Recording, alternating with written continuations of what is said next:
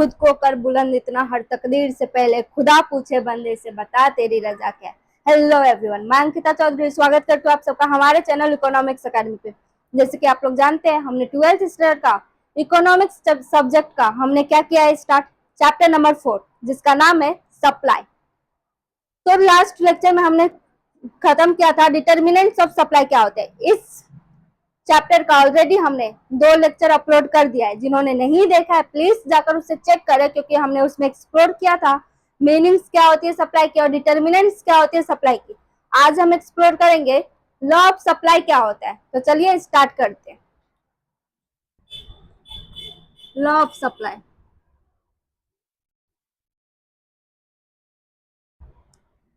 हमने देखा था कि लॉ ऑफ डिमांड होता है कुछ। लॉ ऑफ डिमांड में हमने क्या सीखा, लॉ ऑफ डिमांड में हमने सीखा कि प्राइस और डिमांड का रिलेशन कैसा है एक दूसरे के साथ। आज हम सीखेंगे कि सप्लाई और प्राइस का रिलेशन कैसा है एक दूसरे के साथ।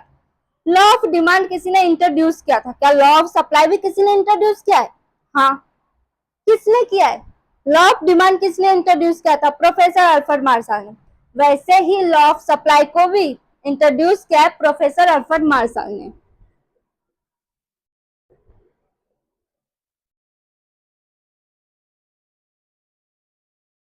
ये प्रोफेसर अल्फ्रेड मार्शल जो थे वो एक इकोनॉमिस्ट थे।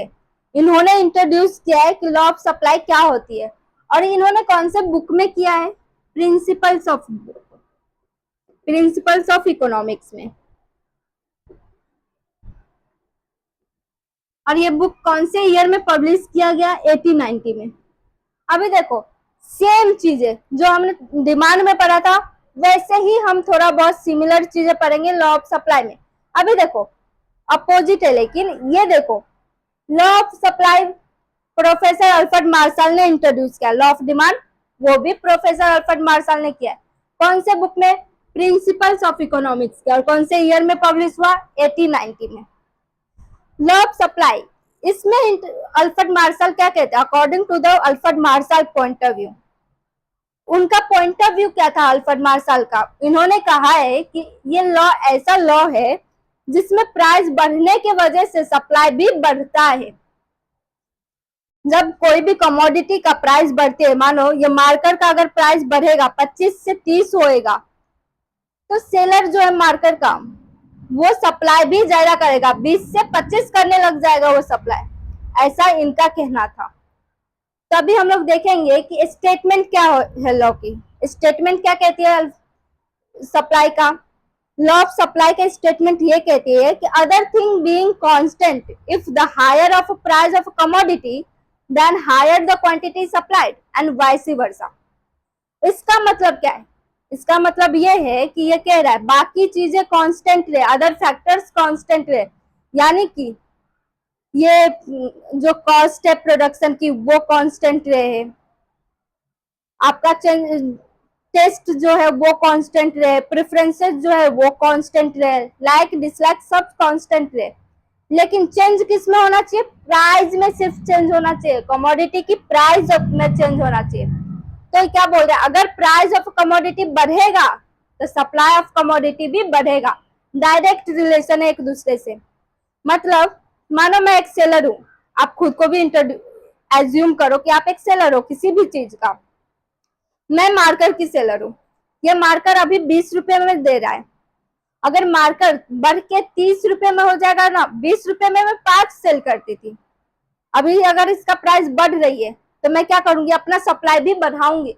मैं चाहूंगी ना जो ज्यादा से ज्यादा मुझे प्रॉफिट हो, मैं चाहूंगी कि मेरी कमोडिटी ज्यादा बिके, मैं ज्यादा प्रॉफिट कमाऊं। तो ये होता है सप्लाई का रिलेशन। अब इसको फंक्शनली रिलेशन, इसका मतलब रिप्रेजेंटेशन कैसा है, सप्लाई को कैसे रिप्रेजेंट किया गया है? सप्लाई को रिप्रेजेंट किया गया है Sx is equal to functions of Px। ये x जैसे कि मैंने बताया था, x जो होता है वो किसको रिप्रेजेंट करता है? कमोडिटी को। और ये f किसको रिप्रेजेंट कर रहा है? फंक्शंस को। और ये p किसको रिप्रेजेंट कर रहा है? प्राइस को।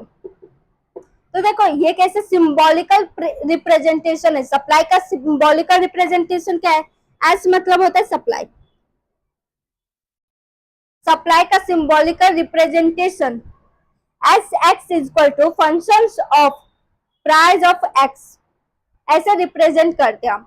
अभी सप्लाई का जो है मतलब ये जो स्टेटमेंट हमने अभी पढ़ा लॉ का स्टेटमेंट, ये क्या रिप्रेजेंट कर रहा है? और एक चीज फंक्शनल रिलेशनशिप रिप्रेजेंट कर रहा है। किसका किसका? सप्लाई का प्राइस के साथ कैसा रिलेशन है ये बता रहा है। तो अभी हमने देखा कि मीनिंग क्या मतलब सप्लाई को किसने इंट्रोड्यूस किया है, फिर इसको रिप्रेजेंटेशन कैसा है, इसका सिंबॉलिकल, इसका स्टेटमेंट क्या है। तो हमने लॉ ऑफ सप्लाई देखा। अभी हम देखेंगे कि इसका अंजप्शन क्या है।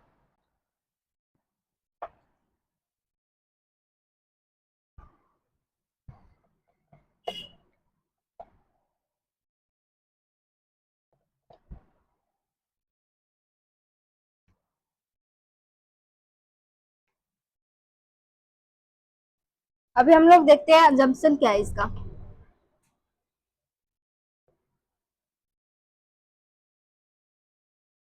अभी देखो अंजप्शन मतलब क्या होता है? कुछ कंडीशंस।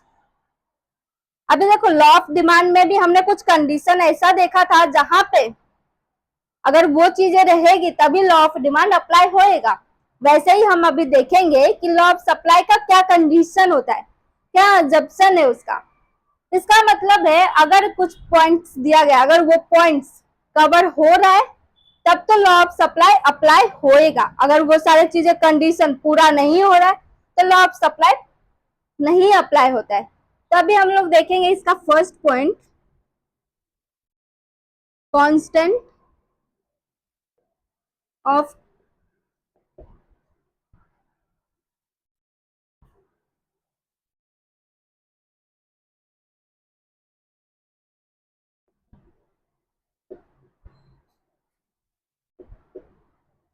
अभी देखो कांस्टेंट कॉस्ट ऑफ प्रोडक्शन, ये क्या चीज होती है?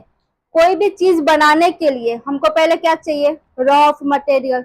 रॉ मटेरियल जो चाहिए, कोई भी गुड्स बनाने के लिए, फिनिश्ड गुड्स बनाने के लिए हमें रॉ मटेरियल चाहिए रहता है। रॉ मटेरियल के लिए हमको क्या चाहिए? पैसे। पैसे रहेगी तभी तो हम सामान लाएंगे और फिर उसको बनाएंगे और फिनिश्ड गुड्स में कन्वर्ट होएगा। आप लोग खुद ही सोचो, कोई भी चीज के लिए आपको क्या चाहिए रहता है? पैसे। वैसे ही एक सेलर को, एक मैन्युफैक्चरर को कोई भी गुड्स को बनाने के लिए क्या चाहिए रहेगा? पैसे। अगर ये कॉस्ट जो है, ये कॉस्ट क्या है? प्रोडक्शन का कॉस्ट, मतलब ये चीज बनने में कितना रुपया लगा है। मानो ये मार्कर बनाने में मुझे 20 रुपए लग रही है, तो ये कह रहा है कि प्रोडक्शन में जो कॉस्ट का खर्च हो रहा है, मतलब जो एक्सपेंस हो रही है, उसमें चेंज नहीं होनी चाहिए। वो जितना हो रहा है वो उतना ही हो। नहीं तो क्या होएगा? अगर ये 20 रुपए लगती है, अगर मेरा बनने में 25 रुपए हो जाएगी तो क्या मैं सप्लाई कर पाऊंगी? ज्यादा नहीं कर पाऊंगी ना। क्यों? क्योंकि प्राइस में कुछ नहीं हो रहा, बट अपना प्रॉफिट कम हो रहा है। अगर कॉस्ट ऑफ प्रोडक्शन बढ़ता है, कॉस्ट अगर बढ़ता है तो अपना प्रॉफिट क्या होती है? कम होती है। और सप्लाई क्या होगी? कम होगी। ऐसे ही इसका उल्टा है, अगर कॉस्ट कम होता है तो प्रॉफिट अपना ज्यादा होती है और सप्लाई भी हम ज्यादा करते हैं। इसका सेकंड पॉइंट है कांस्टेंट टेक्निक ऑफ प्रोडक्शन। ये टेक्निक्स क्या है? मतलब हम किस टाइप के चीज यूज करते हैं प्रोडक्शन को बनाने के लिए, कौन से मेथड यूज करते हैं, कौन से मशीनरी को यूज करते हैं। अगर मशीनरी में चेंजेस हो रही है, अगर मेरा मशीनरी मैं अगर मैं टेक्निक्स जो है, जो टेक्नोलॉजी है, वो टेक्नोलॉजी अगर मैं अपग्रेडेड कर रही हूँ, मतलब जो न्यू है, अगर मैं वो अपडेटेड कर रही हूँ, अगर मैं new technology, updated technology use करूंगी, अपडेटेड मशीनरी यूज करूंगी, तो क्या होएगा? मुझे ज्यादा से ज्यादा प्रोडक्शन होएगी, तो मैं ज्यादा से ज्यादा ऑटोमेटिकली सप्लाई करूंगी क्योंकि मेरा ज्यादा बन रहा है। अगर मैं आउटडेटेड टेक्नोलॉजी यूज करती हूँ तो मेरा प्रोडक्शन कम होएगा। प्रोडक्शन अगर कम होएगा तो मैं क्या करूंगी? अपना कम ही सप्लाई करूंगी। अगर मेरे पास में 5 ही है तो मैं 5 ही बेचूंगी ना, 10 कहाँ से लाऊंगी? वैसे ही अगर ये मेरे पास में 10 बन के रेडी हो रहा है तो मैं 10 चाहूंगी ना 10 के 10 बिक जाए। अगर 10 के 10 नहीं बिका तो मुझे ऐसा लगेगा ना मेरा लॉस हो रहा है। तो ये टेक्निक्स पे भी डिपेंड करते हैं, मतलब टेक्नोलॉजी पे भी डिपेंड करते हैं। अगर कोई टेक्नोलॉजी अपडेटेड यूज कर रहा है तो ज्यादा प्रोडक्शन होगी, अगर ज्यादा प्रोडक्शन होगी तो आप ज्यादा सप्लाई करोगे। इसीलिए ये लॉ कहता है कि लॉ ऑफ सप्लाई कहता है टेक्निक्स में ना कोई चेंज नहीं होना चाहिए। आप जैसा मशीन यूज कर रहे हो वैसा ही मशीनरी यूज करो, तब यहाँ पे लॉ ऑफ सप्लाई अप्लाई होगी, नहीं तो नहीं होगी। फिर थर्ड पॉइंट है no change in weather condition.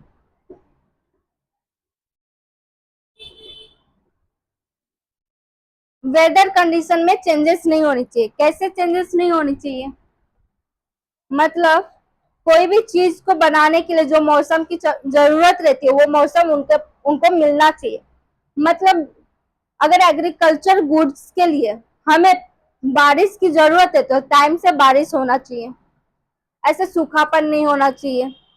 अगर जो गुड्स बनाने के लिए, जो गुड्स फार्मिंग करने के लिए बारिश की जरूरत नहीं है तब बारिश नहीं चाहिए हमको, तो बारिश नहीं होना चाहिए।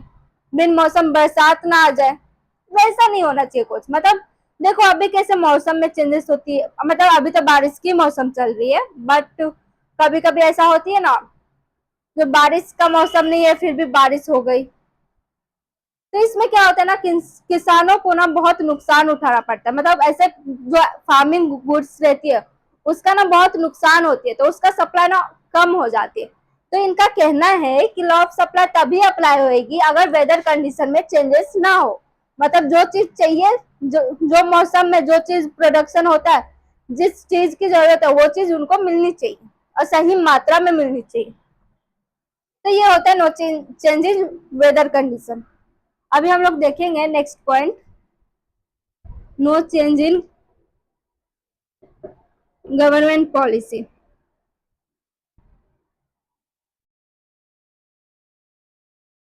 ये no change in government policy क्या है? गवर्नमेंट पॉलिसी मतलब कैसा पॉलिसी?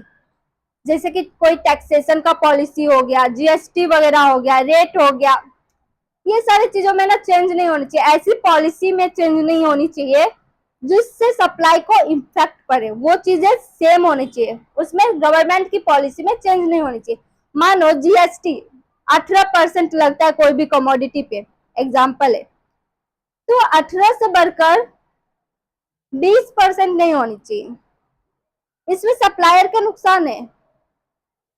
मानो अगर कोई भी गुड्स पे 5% जीएसटी लगता है तो 5 से बढ़कर 5 से कम होकर 2 पे नहीं आना चाहिए, तो सप्लाई ऑटोमेटिकली ज्यादा होगी क्योंकि प्राइस कम हो जाएगी। तो इनका कहना है कि गवर्नमेंट पॉलिसी जो भी है, जो भी टैक्सेशन है, बहुत सारे टैक्सेशन पॉलिसी होते हैं, बहुत ज्यादा सब्सिडी भी देते हैं, ऐसे पॉलिसी भी होती है जिसमें सप्लायर को गवर्नमेंट ना छूट देती है, डिस्काउंट देती है, जो तुम सप्लाई करो जितना कर सकते हो। तो ये सारी चीजों में ना चेंजेस नहीं आनी चाहिए, जैसा है वैसा ही होना चाहिए। नहीं तो अगर फेवरेबल पॉलिसी रहती है तो सप्लाई क्या होती है? ज्यादा होती है। अगर अनफेवरेबल रहती है तो सप्लाई कम होती है। मतलब जो सप्लाई के हक में है उसमें सप्लायर ज्यादा सप्लाई करता है, अगर जो सप्लायर के हक में नहीं है वो उसमें सप्लायर क्या करते हैं? कम सप्लाई करती है। तो गवर्नमेंट पॉलिसी में चेंजेस नहीं होने चाहिए, गवर्नमेंट पॉलिसी जैसा है वैसा ही होना चाहिए, तभी लॉ ऑफ सप्लाई यहाँ पे एप्लीकेबल होता है। नेक्स्ट है no change in transport cost, transportation cost. ये ट्रांसपोर्टेशन कॉस्ट कैसा कॉस्ट होता है? मतलब कोई भी गुड्स का जो एक जगह से हम दूसरे जगह पे लेकर जाते हैं उसमें जो खर्चा होता है, उसमें जो एक्सपेंस होती है, उसमें चेंजेस नहीं होनी चाहिए। मानो मैं ये मार्कर का 500 पीसेस लाती हूँ, ये मार्कर का 500 पीसेस मैं पालघर से लाने में बोईसर तक का मेरा खर्चा 200 होती है, एग्जाम्पल है, हाँ 200 होती है या नहीं होती कंफर्म नहीं पता। अगर 200 होती है तो वो 200 बढ़ के अगर 300 हो जाएगी ना तो मैं एज ए सप्लायर अपना सप्लाई कम कर दूंगी, क्योंकि मेरा नुकसान होने लग जाएगा ना। आप लोग सोचो अगर आप एक सप्लायर होते और आपको वो सामान ऐसे बल्क क्वांटिटी में ला रहे हो, उसके लिए आपको ऑटो रिक्शा, ट्रांसपोर्ट का खर्चा, जो भी गाड़ी की जरूरत हो वो लेना पड़ेगा। उसमें अगर आपका 500 खर्च हो रहा था पहले, वो अगर 1000 हो जाए और कमोडिटी का प्राइस वैसे ही है, तो क्या आप सप्लाई करोगे ज्यादा? आपको प्रॉफिट होएगा या लॉस? लॉस होएगा। तो आप क्या करोगे? आप ना सप्लाई कम कर दोगे। वैसे ही अगर ट्रांसपोर्ट का खर्चा कम हो जाए, 500 से 200 पे आ जाए, तो आप क्या करोगे? आप ज्यादा से ज्यादा क्वांटिटी को सप्लाई करोगे, आप ज्यादा से ज्यादा कमोडिटी को लेकर आओगे अपने मार्केट में और फिर बेचोगे। तो ये सब नहीं होनी चाहिए, जैसा है वैसा ही होना चाहिए। अगर 500 है ट्रांसपोर्ट एक्सपेंस तो 500 ही रहना चाहिए, उससे बढ़ना नहीं चाहिए, ना ही उससे कम होना चाहिए। उसमें चेंजेस होएगी तो सप्लाई पे भी इम्पैक्ट पड़ेगी। तो वो लॉ ऑफ सप्लाई ये कहता है कि इसमें चेंजेस नहीं होने चाहिए, ये कंडीशन होना चाहिए पूरा, तभी लॉ ऑफ सप्लाई एप्लीकेबल होएगा। नेक्स्ट है प्राइस ऑफ अदर कमोडिटी।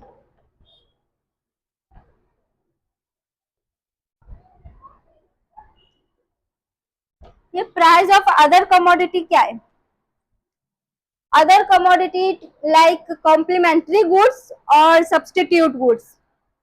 मतलब अगर सब्सटीट्यूट गुड्स की प्राइस पे इम्पैक्ट पड़ रही है तो सामने वाले जो मेन गुड्स है उस पे भी इम्पैक्ट पड़ेगी। मानो एग्जांपल लेते, चाय और कॉफी।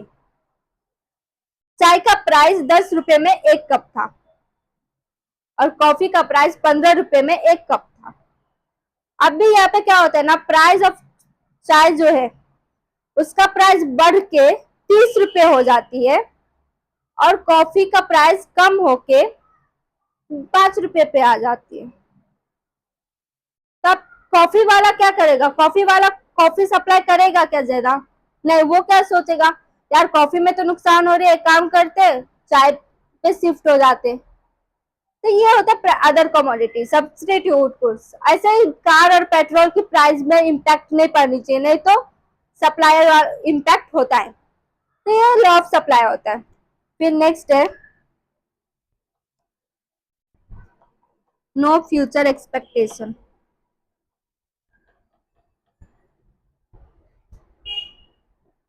ये फ्यूचर एक्सपेक्टेशंस क्या होती है?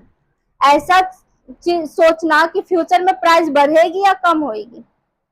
लॉ ऑफ सप्लाई ये कहती है कि सप्लायर जो है ना, ये ऐसा ना सोचे कि फ्यूचर में प्राइस बढ़ रही है, फ्यूचर में क्या होएगा। नहीं, उनका कहना है कि प्रेजेंट पे रहो। अगर सप्लायर, एज ए सप्लायर, मैं या फिर आप खुद को लो एग्जाम्पल में या किसी को भी लो, देखो आप मार्केट में देखते हो अगर टमाटर की भाव ज्यादा होने वाली रहती है ना फ्यूचर में, तो क्या होता है, टमाटर का सप्लाई अब भी कम हो जाती है। अगर टमाटर की भाव फ्यूचर में कम होने वाली रहती है ना, तो क्या करती है सप्लायर लोग, यार जितना भी माल है ना निकालो, जितना हो सके उतना अभी इसी टाइम पे सेल कर देते, नहीं तो फ्यूचर में तो अपना लॉस होएगा। तो ये चीजें नहीं होनी चाहिए। तो ये होता है नो फ्यूचर एक्सपेक्टेशंस। तो ये अभी हमने पढ़ा कि अजप्शन क्या है लॉ ऑफ सप्लाई का।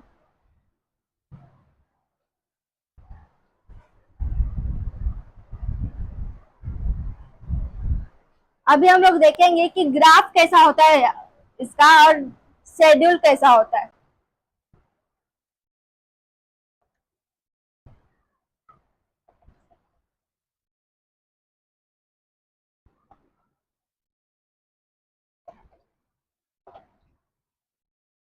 देखो ये सप्लाई का स्केड्यूल कैसा बनता है।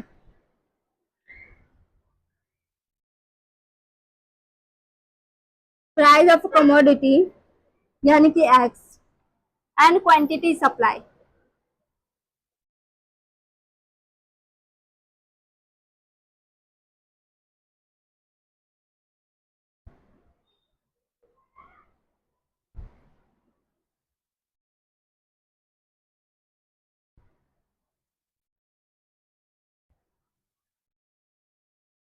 ये जो है ना, ये अपना सप्लाई का स्केड्यूल है।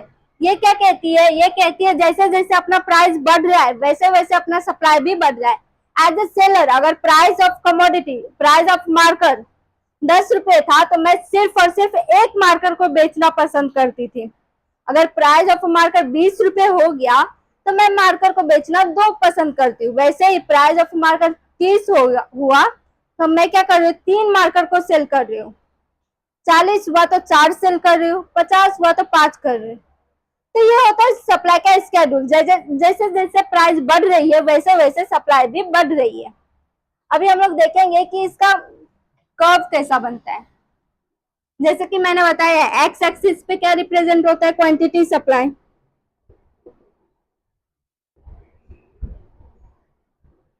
और वाई एक्सिस क्या रिप्रेजेंट करता है, प्राइस ऑफ कमोडिटी।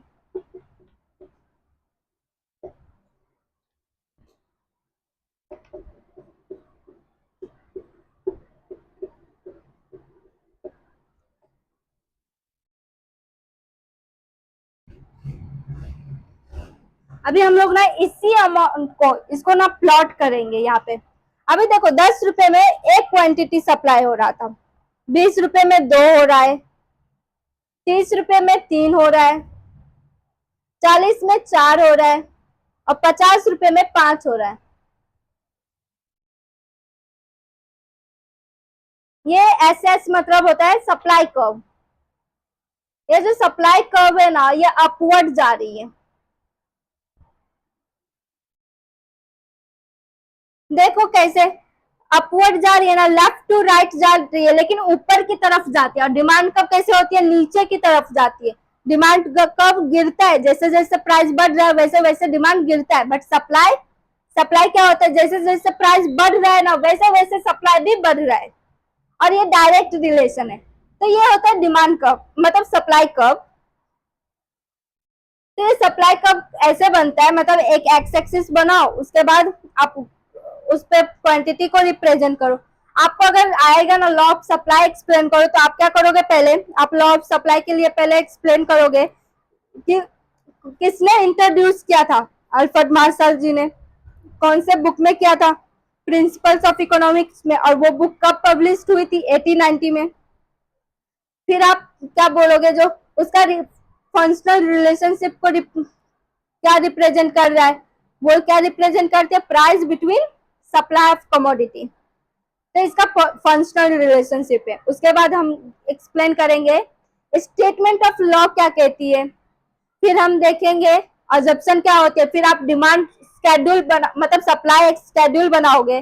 फिर उसको एक्सप्लेन करोगे कि प्राइस अगर 10 से 20 हुआ तो क्वांटिटी 1 से 2 हो गई, वैसे 20 से 30 हुआ तो 2 से 3 हो गए, 30 से 40 हुआ तो 3 से 4 हो गई, 40 से 50 हुआ तो 4 से 5 हो गई। फिर आप एक डिमांड मतलब सप्लाई कर्व बनाओगे, वो सप्लाई कर्व को एक्सप्लेन करोगे, कैसे आपका पॉइंट ऊपर जा रहा है नीचे आ रहा है, सब एक्सप्लेन करोगे। तब आपको मार्क्स मिलेगी। 6 मार्क्स के क्वेश्चन में आपको 5.5 मार्क्स मिलती है। आज हमने देखा कि अजप्शन क्या होती है लॉ की। कल के लेक्चर में हम देखेंगे कि एक्सेप्शन क्या होती है लॉ की।